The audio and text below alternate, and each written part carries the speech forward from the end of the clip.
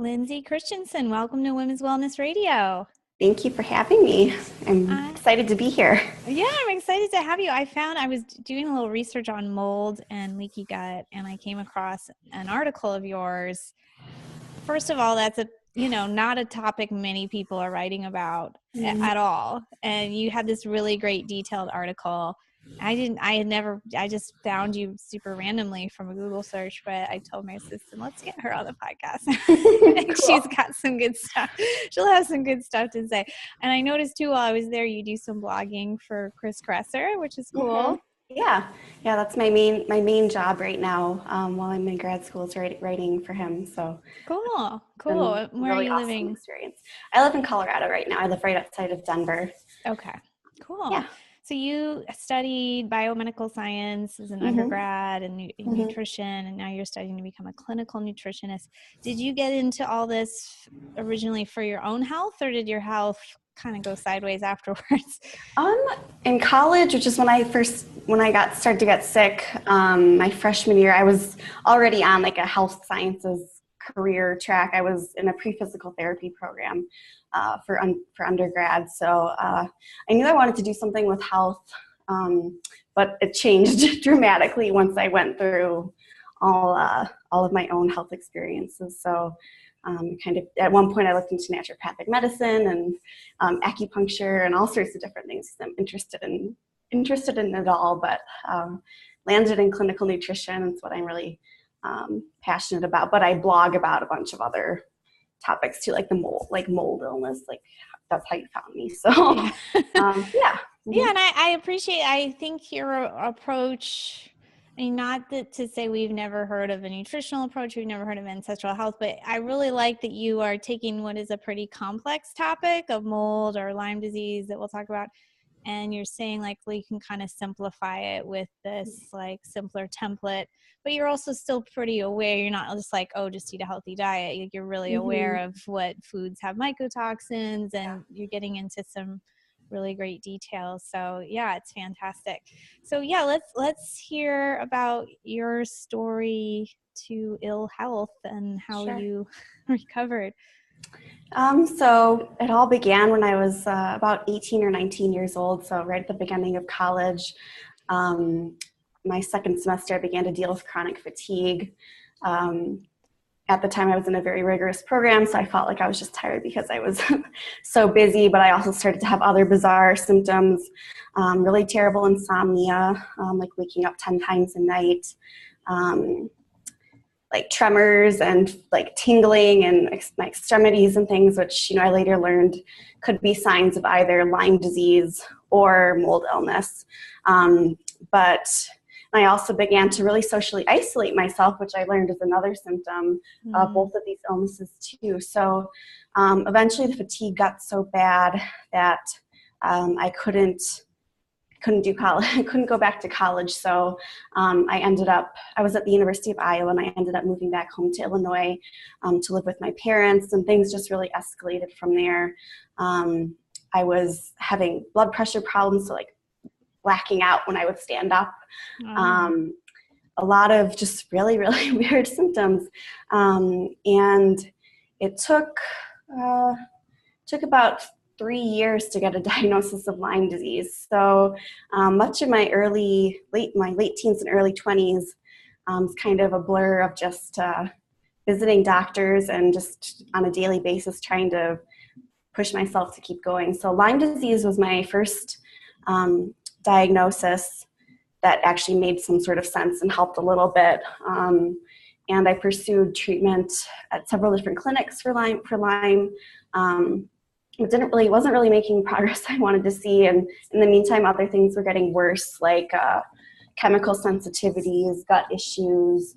I was eventually diagnosed with mast cell activation disorder. And that was just totally unfamiliar to most doctors too. So that took a while to get diagnosed. And then finally, it was only a year ago that I was diagnosed with mold illness. And that was through a test by Real-Time Labs. It's a mycotoxin panel. My doctor had me take some glutathione ahead of time, which kind of I'd always reacted so strongly to it. And I learned that's because it starts to push out mycotoxins from your body. And, lo and behold, I had extremely high levels of these really toxic, mold substances in my body. So it kind of was a breakthrough point in my healing process. And, up until then, I'd been doing really like complex protocols for Lyme disease and all the other problems I was told I had. And I just felt like I was becoming more and more sensitive to everything. So that's when I took a step back and started to think about healing from a more ancestral health perspective, which is what I've written about on my blog a couple times. And it's like the protocol I'm doing now. So I kind of started to think to myself, why is it that we're acquiring these illnesses, like these complex chronic illnesses now? And what has changed between now and 100 years ago and even further back? Like what has changed about our living environment, our food?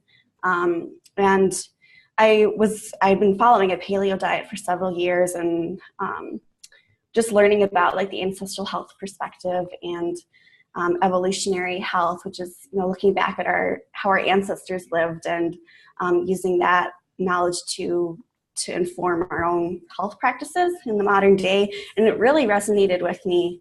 And then working for Chris too, actually, just opened my eyes to a bunch of different other like ancestral health concepts that made sense. So I kind of decided to, I stopped seeing a doctor for about a year and decided to kind of try my own thing. I felt like I needed to give my body some space to breathe. And I actually moved from Illinois to Colorado, partly because the environment is so much more agreeable to my body here. And that's probably because of the mold issue. So the Midwest is known for having higher levels of mold spores in the air and high humidity and things. And the dry environment here in the sunshine, which has been a big part of my healing protocol too, has really helped. So it's still a work in progress, but over the past 5 or 6 years, I've acquired a lot of just experience with a whole bunch of different treatment methods, and I feel like what I'm doing right now has made a huge difference. So. Yeah, that's quite a story. I mean, I really feel for you being like such a young person and to just be like living it up, Yeah. going out all the time. It was unusual. You're like just infirmed. You're just like in a bedroom somewhere. Oh, I'm sorry.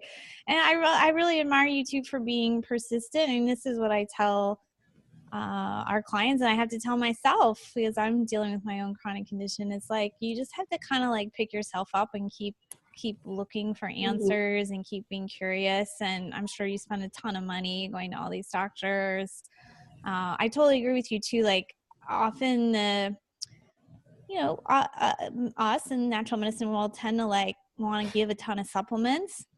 And that can be pretty hard on you when your gut isn't healthy and you have multiple sensitivities and you have chronic inflammation. So I think too, I've looked at like what is the most simple, and it's a little funny because I find sometimes when I speak about it, like it's less popular because people like are attracted to all the like tinctures and all the cool stuff. But it's like, I don't know. I'm still learning. I have nothing against like IV therapy and some of the things that are going on, but I'm also like, how simple can we make it? Like that's sort of the question that I hold in my mind. It's like, and I totally agree. Like you write a lot about sunshine and getting outside, and I tell some of my clients that too. I'm like, you definitely don't just get your energy from food.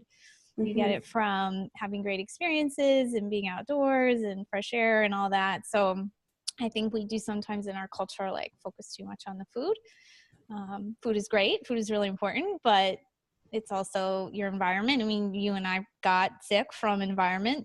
I'm curious about the Lyme piece for you because that's still a condition I don't know as much about. And even though I know you can get it anywhere, West Coast to East, I still somehow in my mind, I feel like it's an East Coast thing. Yeah. So you, maybe because I picked like a million ticks off my dog when I was living on the East Coast as a child. So you were in the Midwest, and I wonder, do you know how you got it? Do you have any memory? I really don't. I've never seen a tick on my body before in my life. I've always been a really outdoorsy person, so it wouldn't be surprising if I had a tick bite at some point and didn't notice it. But the testing I did to get the Lyme diagnosis was through IGeneX, and it's the way it works still is kind of beyond my understanding, but it does look at the antibody response to Borrelia burgdorferi, which is the bacteria that causes Lyme. And it can actually give you an idea of like how long ago you might have acquired the infection. So according to my doctor at the time, it looked like I probably had it for a few years. And the research now is showing that, the bacteria takes on different forms. So it can go through like a dormant stage where it's not reproducing, not doing much in your body, and then something in your life can trigger it. Could be like another infection or stress, and suddenly you have symptoms. And that, I think that was the case for me. And then the hard part is that we also have research showing that the bacteria can survive the standard course of antibiotics that's usually prescribed for Lyme disease, which is the first treatment I did once I was diagnosed was a round of antibiotics. And while I was on it, I started to feel better, but afterwards I just crashed again. And just, it's a really complex illness, and, the bacteria has been detected in pretty much every state. So yeah, it's a lot more common than most people realize. Like, I remember telling people, and they thought it was mostly just like, a veterinary illness, like that affects animals, or if you live on the East Coast. But it's a really rapidly rising infectious disease. So. Yeah, and that one too, just like you said earlier, it makes you think about like, why are we getting sicker, and you have to wonder, like, is we, the hosts, getting, more vulnerable from the way we eat and the way we live, because we've had bugs and stuff forever. Yeah. So not that there's been lots of plagues and stuff over the thousands of years that we've been on the planet, but yeah, it's interesting. What did I wanted to follow up and say, I've heard from Dietrich Klinghardt say, if you have, I don't know how he phrased it. I think he said, if you have Lyme, you're always going to have mold, or if you have mold, you're probably going to have Lyme. He sees them later. I've also heard you can get like false positives for Lyme, maybe from mold, which I think is interesting. That's interesting. I haven't heard that before, but I know he does tend to see like both of those conditions, simultaneously in patients. And I think, mold really takes a toll on your immune system. So I can totally see how it would like predispose you to getting Lyme disease. And actually it was interesting, like the current practitioner I see thinks that mold has always been my main problem, because the IGeneX test was maybe not interpreted totally correctly the first time around. So, which made a lot of sense. So it's just really complicated. I feel like you really have to do a lot of research and then look at your symptoms. And there are a bunch of other lab tests you can do to diagnose mold illness. But yeah, it takes a really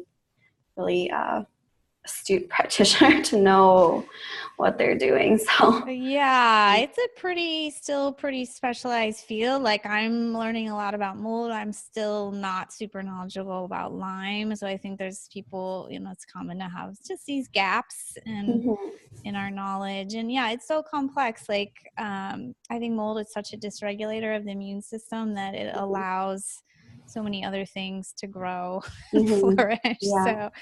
So let's talk more about your approach. Sure. Let's see, where shall we start? Let's just talk about what the ancestral approach even is, and then you can maybe break down, that into phases. Okay. Yeah. So when I think about, how I would define the ancestral approach, it's looking back at our ancestors, and this could be referred to, a couple hundred years ago, and then all the way back to Paleolithic ancestors, which is kind of what the field of evolutionary health looks at. And we're trying, to study how they lived, what they ate, and it even goes back into, what their social lives were like, living environment, and then trying to glean information from that to improve our health in the modern day. And this is mostly because we know that they didn't have even close to the rates of chronic diseases we have today.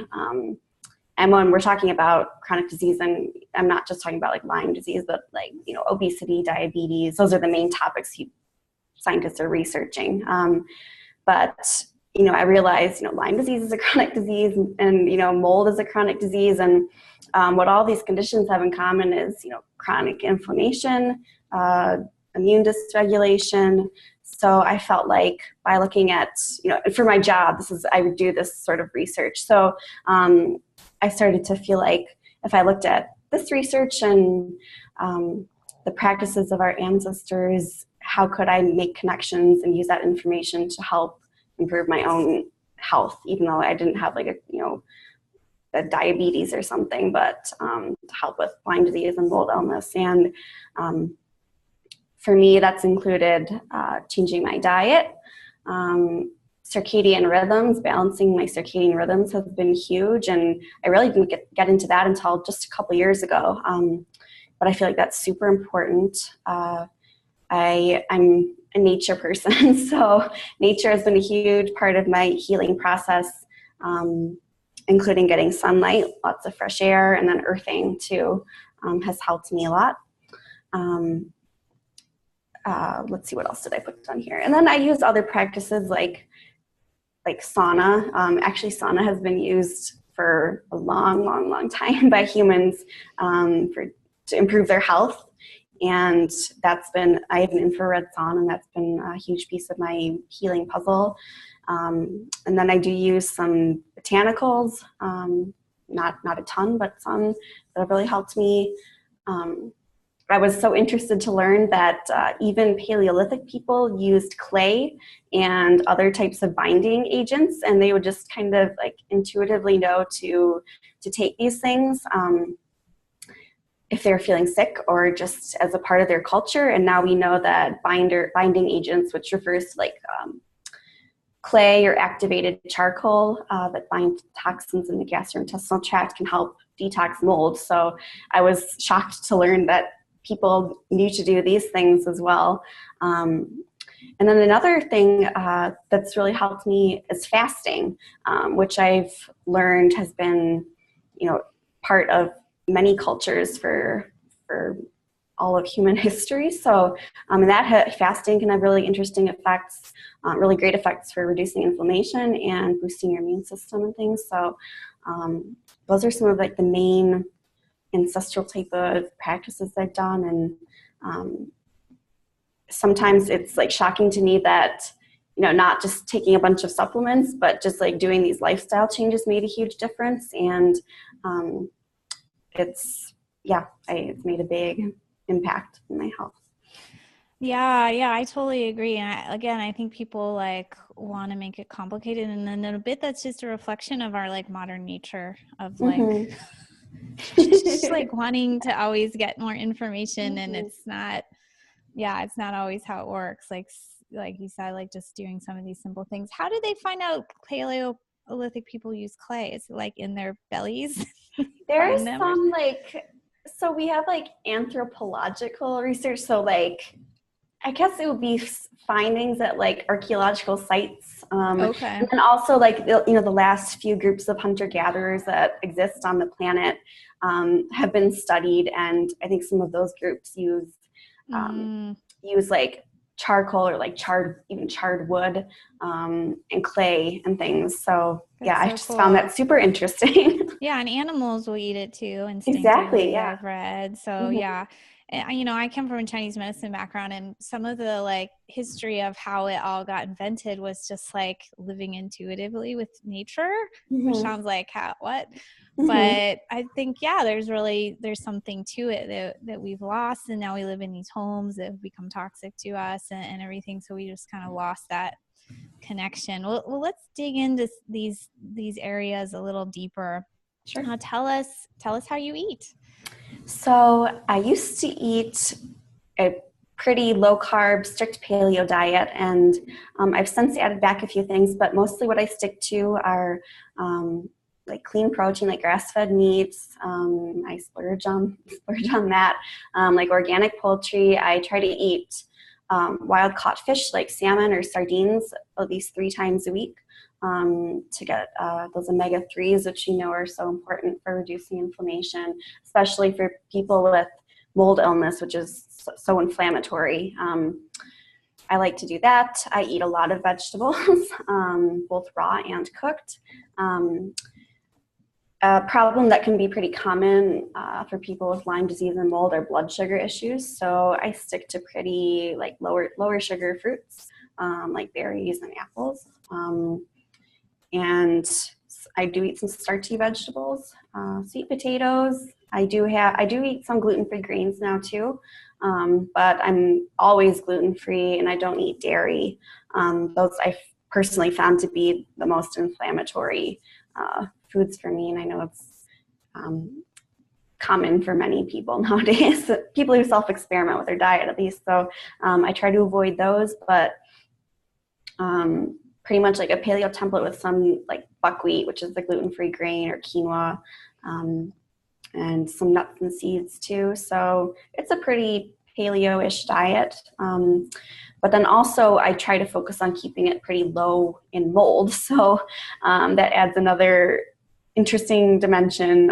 So yeah, you want to talk about what foods are those? Yeah, so foods that have been fermented can often have some mold residue in there. So even though fermented foods can be super healthy for you, and I do eat small amounts of them now that I'm doing better, but that's things like kimchi or sauerkraut, kombucha. People who have mold illness, I found, can be pretty sensitive to those, even if there's just a tiny amount of mold in there just from the natural fermentation process. So I don't eat too much of that. Foods that have been stored in bulk bins at the grocery store are a potential source of mold because the food has been sitting in there for who knows how long. And so I don't really buy out of the bulk bin. Trying to keep everything really fresh. Keep stuff in the freezer, like nuts and stuff like that. Yeah. Yeah, and then like dried or other preserved foods, so like salami, dried fruits, can be a problem for some people. I'm personally able to tolerate that stuff pretty well right now, like good clean beef jerky and things like that. But really, basically, like fermented foods or foods. Oh, and grains can tend to have mold on them. So wheat, oats, barley, I think brown rice can. So I don't really eat too many grains, but those can be a potential source of mold. Do you have chocolate or do you avoid it? I do have dark chocolate sometimes, and I'm fine with that. Actually, coffee can be a source of mold too. So I am partial to coffee that, like the Bulletproof coffee brand is pretty, I know the man who developed it is into testing for mycotoxins and things. So, it's low in mold. So trying to think if there's anything else. Well, like soy sauce, I know is tea also. Like I've never been a coffee drinker, but I like tea. And it's funny, before I found out I had mold, both tea and chocolate tested as like an inflammatory foods for me. Oh, interesting. Okay. Like my favorite things. So yeah, later I learned. But I think this is good, interesting conversation, because I find for myself, and I don't know if you find this as well, like there's some things that maybe seem like they should be on a no list that I can still do okay with. And then there's others that like I can do sauerkraut and stuff, but I can't have much kombucha without it blowing up my histamines.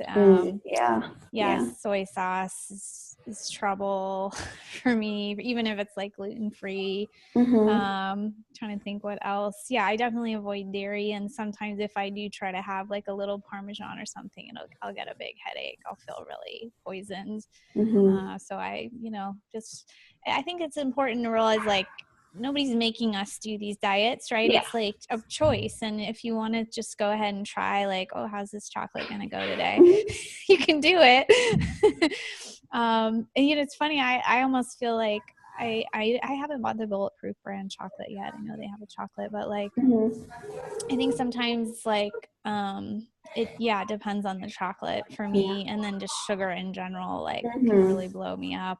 And the sad part is too, sometimes as we get cleaner, I think for a while we can get more reactive. Like I've noticed that too. It's so lame. Well, now if I have like a tiny bit of sugar, like the back of my throat swells out. Oh no. Oh, come on now. But then you might go through another phase where maybe you're less stressed or whatever's going on, and it's just easier. So.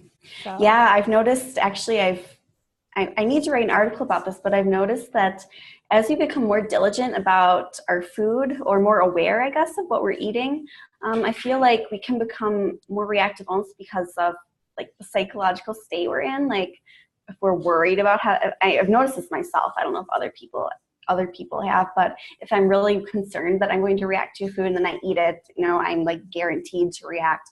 But if I'm feeling really relaxed and like happy with friends or family and just like enjoying a meal, I'm able to eat things or drink things, like have a glass of wine or something, and that tends to be pretty moldy, but not react. So I think our mental state has a lot to do with it too. And that's something I've tried to work on as well. So, that doesn't mean that I just go around and eat whatever I want and like try to not worry about it. But I feel like it is a big piece of. There are other factors. Yeah. Like we talked about earlier, it's not just what you eat. It's also, your mental health. And I told you earlier, I'm listening to Heavy Metal Summit now, which passed, but I'm listening to on recording. And one of the speakers was talking about the same phenomena, which I had never heard anyone really talk about. It's like, and look at everything you've been through. It's like pretty traumatizing. So to be around something you think could be a trigger also becomes like a trauma. So that happened to me this morning. I'm going through a phase now where I'm very smell sensitive, and I could smell something last night in the kitchen. I took the trash out and came back this morning. I'm like, I can smell something again. Like I can just now know. And I found a moldy orange on the counter and I threw it out, but I think I got kind of wheezy from it. But also I was just aware, like, how much is sick and how much is worry? Sort of the question coming up. So I think there was some of both. And everybody's in a different place. Like some people could come across that moldy orange and be really sick for 3 days. I just took some like quercetin and like drank some water, and it seemed to go away. So yeah, it's a very interesting process. Like when we said, it's kind of mental and physical.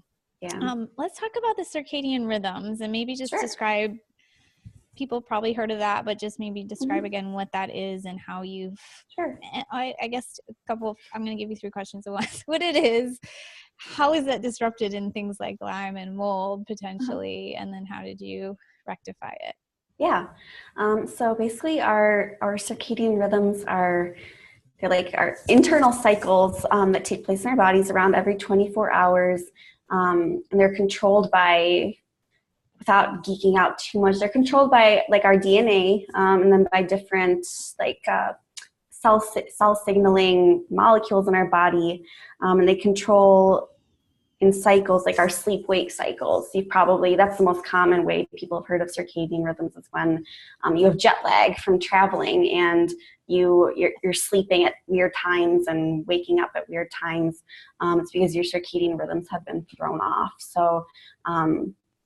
And then the primary cue for our circadian rhythms is light exposure. So,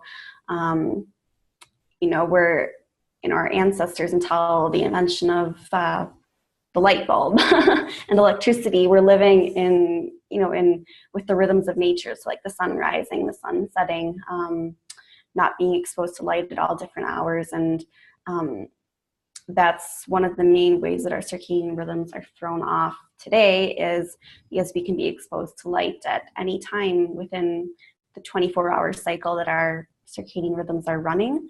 And one of the most disruptive cues is blue light, which you might have heard of. Comes out of your cell phone and computer screen and TV screens, and most light bulbs that give off a white glow have blue light in that mix. So that's one of the most potent circadian rhythm disruptors, and it doesn't just affect our sleep. So we're learning that circadian rhythms affect our immunity, like how strong your immune system is. They affect inflammation levels, your blood sugar control. So just really fascinating things. So, I mean, for example, if you are staying up really late at night, staring at your smartphone and getting bathed in blue light, it's actually going to like push your circadian rhythms in a different direction, so that I guess all these, your genes are not being expressed properly, and your body is just going to get thrown off. So one of the things I used to do, which was just terrible, when I was in the middle of my illness, feeling really bad, I'd stay up in the middle of the night Googling, Googling health topics. Bless you. Get up in the middle of the night and go on the computer, and I had no idea that this was just terrible for me, because it was no wonder I couldn't sleep. I was really screwing up my circadian rhythm sleep cycles from looking at the computer in the middle of the night. But then also inflammation, immunity, all these other things. So what I have personally done to try to fix that is wearing blue light blocking glasses after dark. So I pop those on once it gets dark out. So they're orange colored, and they actually block out blue light from our different devices and things, so that I can still work or look at my computer, watch TV, and not be getting these cues for my circadian rhythms that will disrupt them.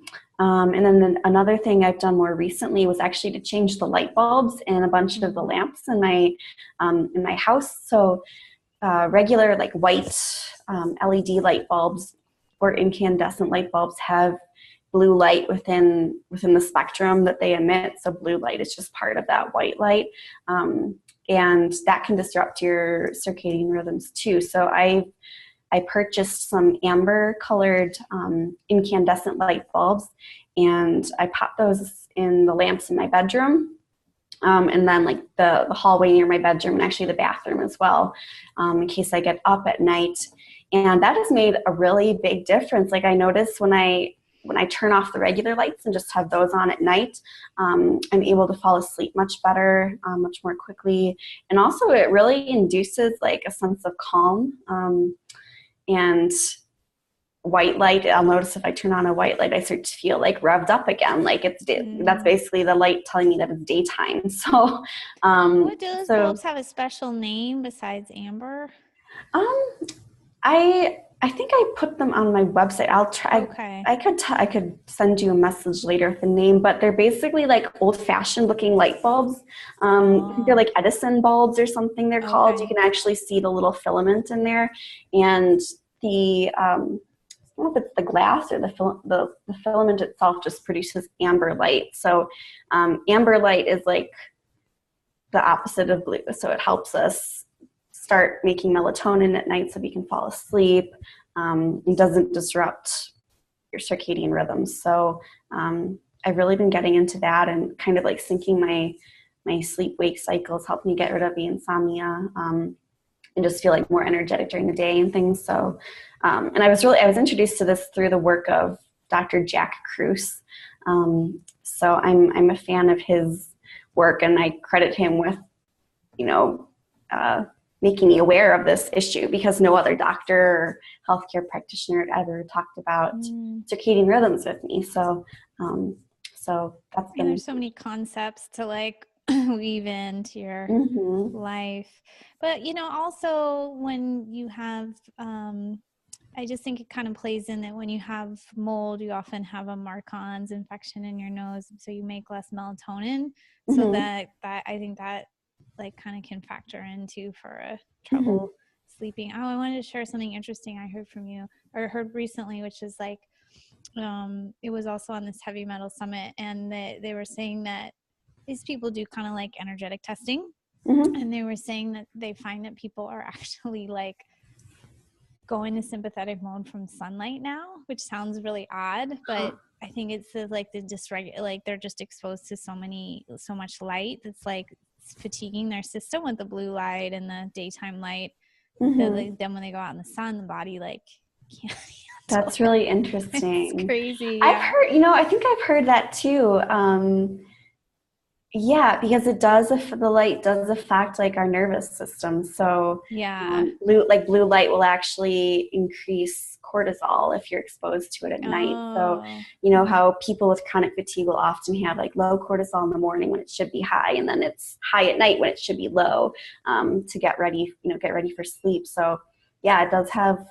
It's interesting. I mean, it's still the same solution, like go and fix the blue light and all of that stuff. But I just thought that was interesting if anyone's experiencing it. I don't think I experienced that. And I'm like you, like I try to go out in the day to get, I mean, luckily kind of you and I both moved somewhere different for dry, sunny weather. So I usually go out at lunch and get sun. And I think since I read an article of yours getting ready for this interview, I'm just trying to do even more, like take a walk in the middle of the day if I can, and get just even a longer exposure to sun. Because my circadian thing, whether it's adrenal or what, is just like an after lunch crash. That's like my hardest one. So yeah, I'm just trying to play around, like what do I do?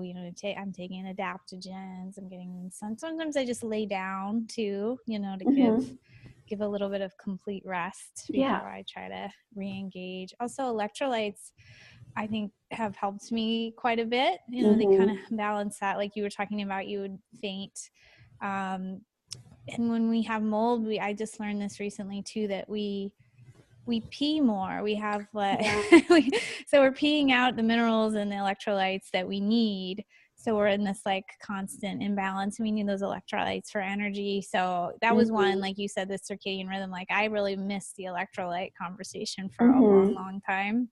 And when I started to get into them, I was like, oh, this is really nice. I really love the electrolytes I take too. Like it's just something so simple, but it really actually boosts my energy too. So yeah, it's like a conductor. What brand do you take, out of curiosity? I take Dr. Klinghart's brand, so it's BioPure. I haven't tried that one. Powdered electrolytes, and I like to use it too after I use the sauna. And it's so dry here in Colorado, so I drink a lot of water and then just add that once a day, little scoop once a day to my water. So also if you're drinking, I mean, anybody should be drinking a lot of water, but in our climates, it's like if you're just drinking purified water without anything in it, it sort of doesn't give the body much to hold on to. So I think that's really important. Yeah. Awesome. Let me see. Is there anything else I wanted to cover with you? I'd be curious a little bit more about which botanicals you like, and then maybe a bit about how you fast. Okay, sure. I can start with the botanicals, I guess.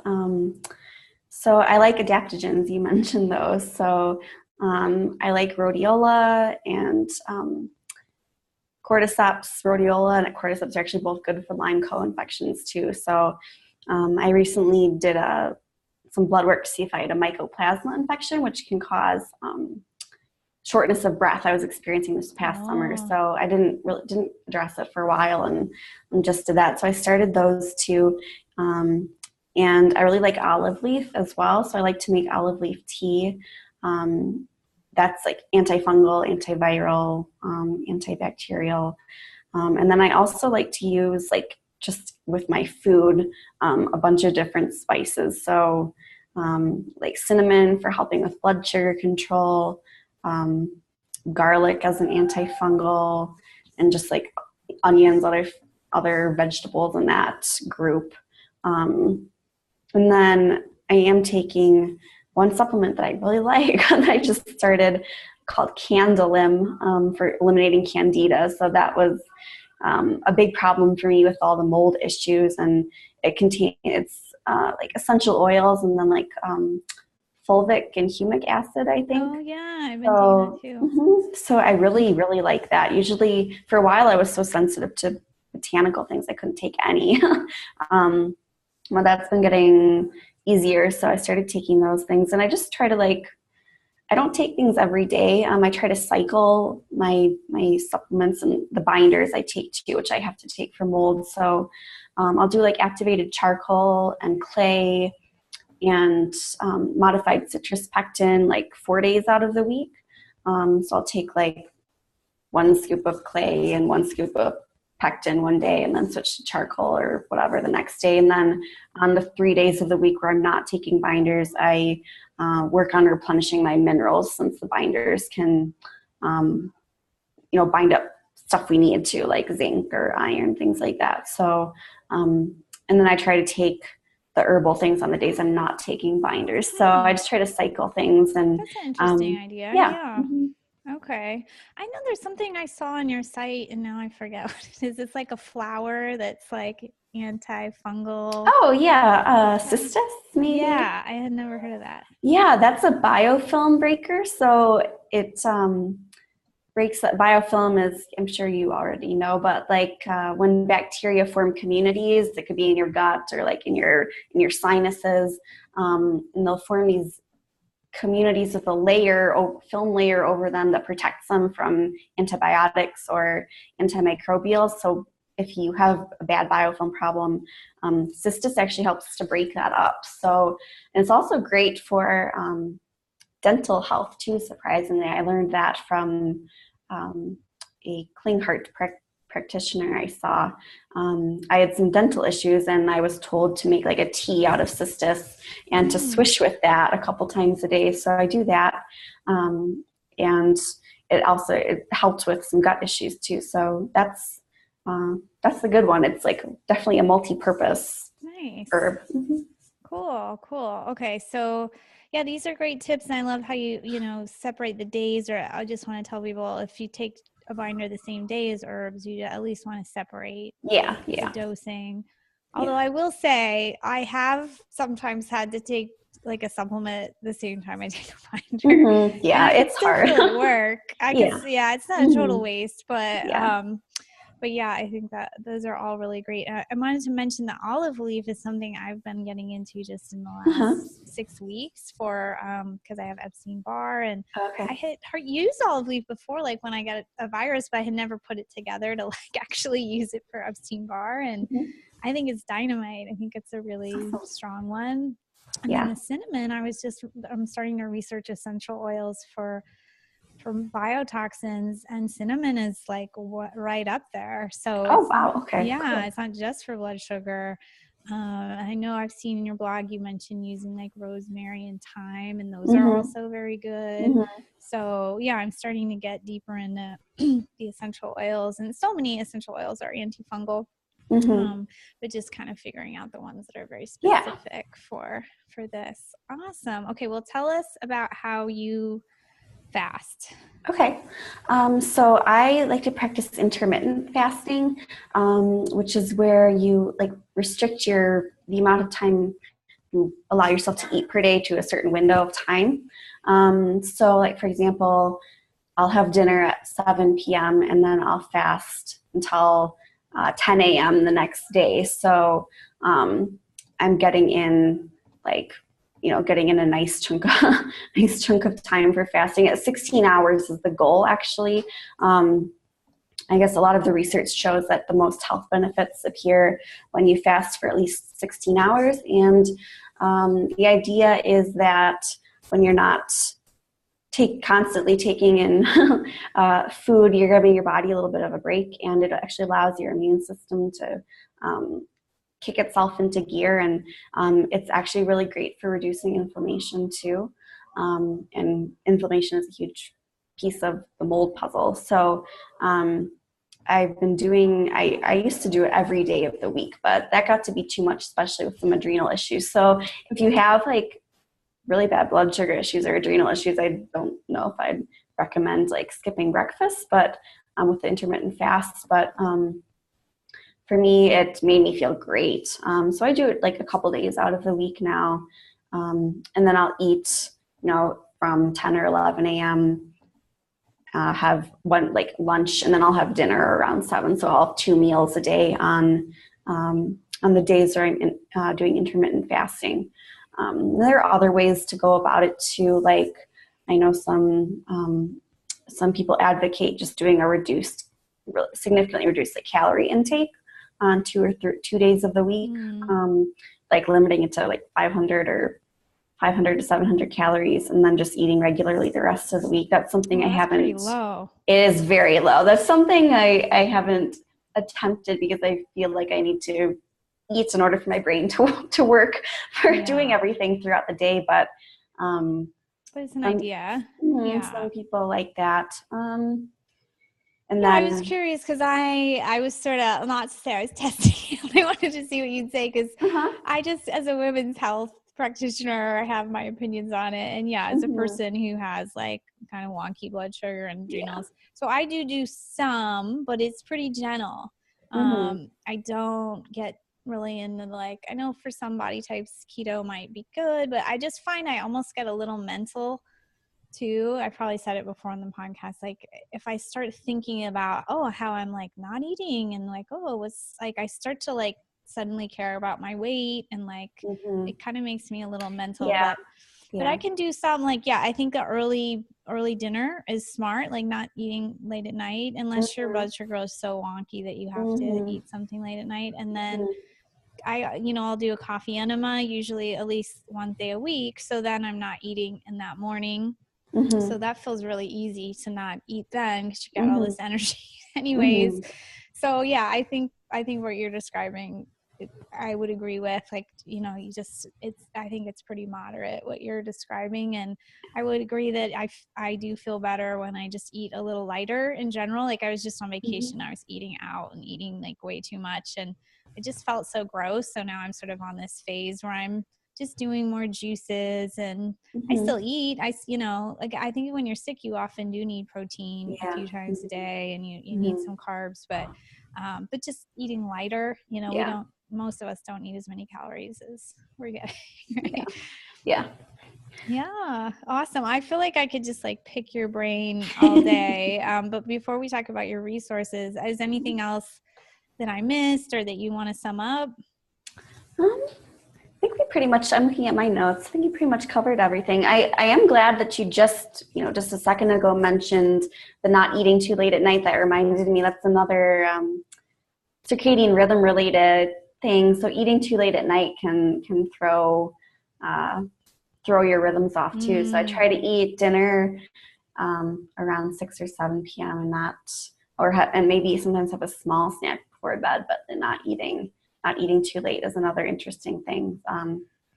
It might help for people who have insomnia or just like are not hungry for breakfast in the morning. Could be because they're eating too late at night. So that just, you reminded me of that. So that was about it. No, you got into tons of stuff. That was a super interview. Thank you so much. So you're at ascent2health.com and we'll link to that.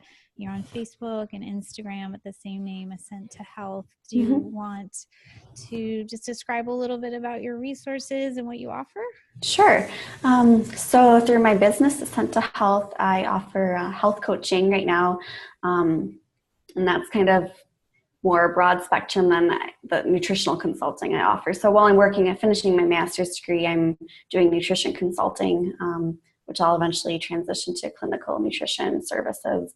But with the nutrition consulting, I help people develop like meal plans to meet their goals, whether that's, some of my clients have mold illness, so they wanted guidance with like a low mold diet, fasting, an anti-inflammatory diet. And then health coaching, I kind of go into more detail about non-nutritional things like the lifestyle changes, like their circadian rhythm, working on that, supplements, things like that. So, and then I am a freelance writer, so I have my primary employer, but I also offer freelance writing, health writing services, and love to do that. So those are the main things I have to offer through my website, and I try to blog at least once every 2 weeks. Been a little bit less frequent lately, but I'm also on Instagram and like to post on there pretty regularly. So